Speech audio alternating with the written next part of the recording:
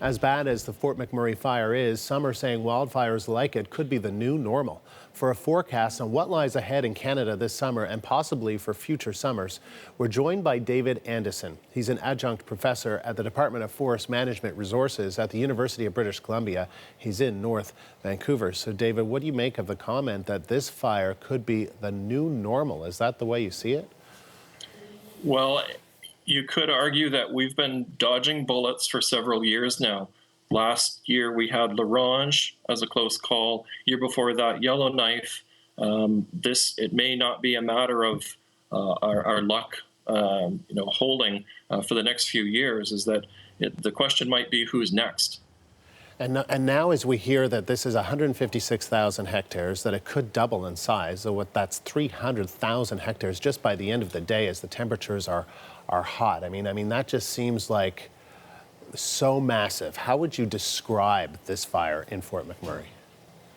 The size of the fire is not unprecedented historically. We know that from research. They are unusual. Large fires over 100,000 hectares account for about 90% of the area that's burned in the boreal forest, which is where Fort McMurray is. What makes this fire more unique are the particular combination of conditions that have gone together. And what are those? Well, we had months of drought, and thanks in part to the El Nino. We've had a warm winter, very low snowpack, and we had, of course, the unseasonable hot and dry temperatures. And the real kicker is that this fire season began early, which is very consistent with the predictions of climate change. And so now with an early fire season, let's look ahead to, this summer, because British Columbia, where you are, they say they can't send fire crews to Fort McMurray because there are just too many fires to fight in your province. So what kind of fire season are you expecting to see this summer for Western Canada? The northeastern part of the province of BC, so east of the mountains, is experiencing much the same weather and climate conditions as we see now in Fort McMurray. And so those some 80 fires, I think, already burning in British Columbia, some of those are getting quite large, and there have been some evacuations. And so I think we'll be in much the same position. We're all going to need a very, very long period of rain, or we're in for a long summer. And there are some people predicting that this could be one of the worst fire seasons in history. That's what could happen, right? Because of all of the conditions that you laid out?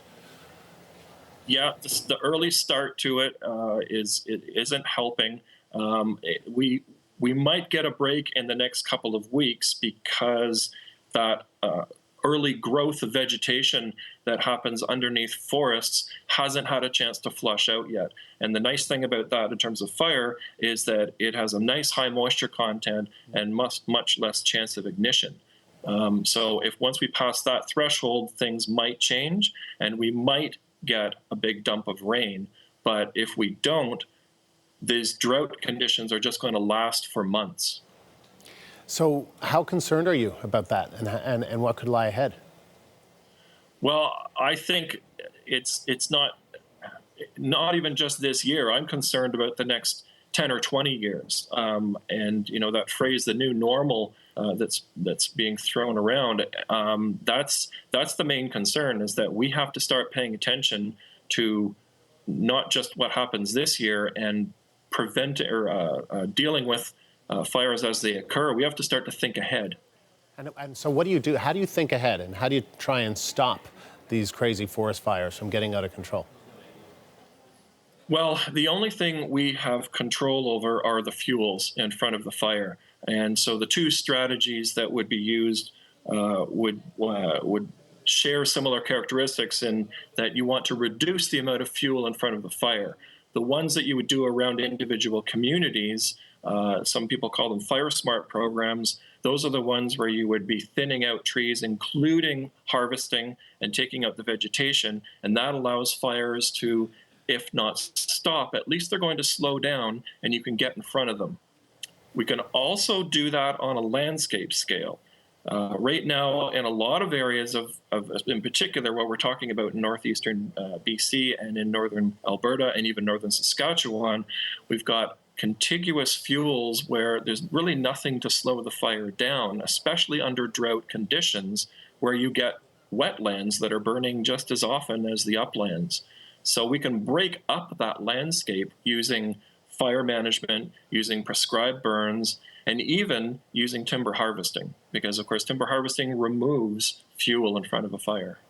David, good to speak to you. Thank you very much. Thank you. And that's Professor David Andison via Skype from North Vancouver.